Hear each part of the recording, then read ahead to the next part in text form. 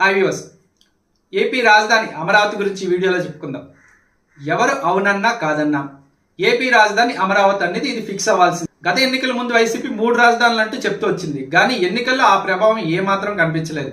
ఇక రాజధాని జిల్లాలైన కృష్ణా అవ్వచ్చు, గుంటూరు అవ్వచ్చు, వైసీపీకి ఘోర ఓటమి ఎదురైంది. కూటమి అద్భుత విజయం సాధించింది. సో కూటమి ప్రభుత్వం ఏర్పడి 17 నెలలు అవుతుంది. స్పీడ్గా అమరావతిపై ఫోకస్ చేస్తుంది. చంద్రబాబు పదే పదే అమరావతి మీద ఎక్కువగా ఫోకస్ చేస్తున్నారు. నిర్మాణాలను కూడా కొనసాగుతున్నాయి.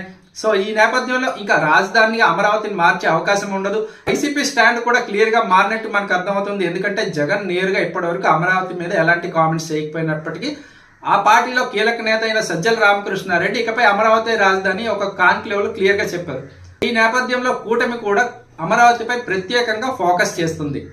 అయితే ఇప్పటి వరకు చూసుకుంటే అమరావతిలో ఎలాంటి శాశ్వత నిర్మాణాలు చెప్పలేదు. గతంలో చేపట్టే నిర్మాణాలన్నీ హైకోర్టు అవ్వచ్చు, లేదా అసెంబ్లీ అవ్వచ్చు, సచివాలయం అవ్వచ్చు, ఇవన్నీ తాత్కాలికమని చెప్పింది. కానీ ఈ టర్మ్ లో ఖచ్చితంగా శాశ్వత భవనాల నిర్మాణంపై కూటమి ప్రభుత్వం ఫోకస్ చేసింది. ఇందులో భాగంగా భారీ ఎత్తున ఒక అద్భుతమైన ఐకానిక్ బిల్డింగ్ నిర్మాణానికి ప్రారంభోత్సవానికి సిద్ధమవుతుంది.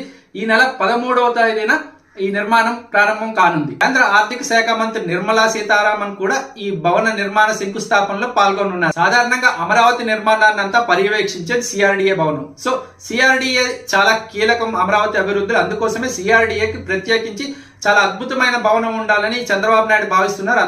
ఈ సిఆర్డిఏ భవనంతో పాటు పలు జాతీయ బ్యాంకుల ప్రధాన కార్యాలయాలకు కూడా శంకుస్థాపన చేయనున్నారు. చాలా వరకు కేంద్ర జాతీయ బ్యాంకులన్నీ అమరావతిలో తమ కార్యాలయాలు పెట్టడానికి ఇప్పటికే సిద్ధమయ్యాయి. వాటికి సంబంధించి భూ కేటాయింపులు కూడా జరిగాయి. ఇటీవల జరిగిన బ్యాంకర్ల సమావేశంలో కూడా దీనిపై నిర్ణయం తీసుకున్నారు. కేబినెట్ సమావేశంలో కూడా ఏ సంస్థకు ఎంత భూమి కేటాయించాలి అనే దానిపై కూడా చర్చించి ఆమోద ముద్ర వేశారు. సో త్వరలోనే ఈ పనులన్నీ ప్రారంభం కానున్నాయి. కాబట్టి శాశ్వత భవనాల నిర్మాణాలపై ప్రభుత్వం ఫోకస్ చేస్తుంది. అవన్నీ త్వరలో మొదలు కానున్నాయి అనేది క్లియర్ గా మనకు అర్థమవుతుంది. అయితే ఎంత కాలంలో పూర్తి చేస్తారు, ఆ డిజైన్లు చెప్పినట్టే చేస్తారా? మరోవైపు అమరావతికి వరద ముంపు ఉందనే ప్రచారం జరుగుతుంది. భారీ వరదలు వచ్చినప్పుడు చూస్తే వైసీపీ సోషల్ మీడియాలో భారీగా ప్రచారం చేసింది అమరావతి మునిగిపోయిందని. దాని మీద టీడీపీ కౌంటర్ ఇస్తూ అలాంటిది ఏం జరగలేదు, ఫేక్ వీడియోలు పెడుతుందని టీడీపీ కౌంటర్ ఇచ్చింది. అక్కడ పనులు చూసుకుంటే శరవేగంగానే జరుగుతున్నాయి. రోడ్ల నిర్మాణాలు జరుగుతున్నాయి, బిల్డింగ్ నిర్మాణాలు జరుగుతున్నాయి, అలాగే రియల్ ఎస్టేట్ వెంచర్లు కూడా ఇప్పుడిప్పుడు స్టార్ట్ అవుతున్నాయి. సో ఖచ్చితంగా ఒక్క శాశ్వత భవనం అయినా పూర్తి నిర్మించగలిగితే చూడాలి ఖచ్చితంగా కూటమి ఇచ్చిన మాట నిలబెట్టుకుంటుందా లేదన్నది. శాశ్వత భవనాలు కానీ ఈ 3 ఏళ్లలో, అంటే ఇంకా 3.5 ఏళ్ళు అధికారం ఉంది ఈ టర్మ్ లో.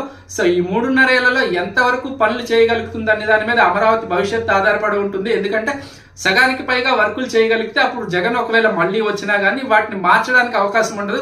ఖచ్చితంగా అమరావతిని రాజధానిగా కంటిన్యూ చేయాల్సి ఉంటుంది.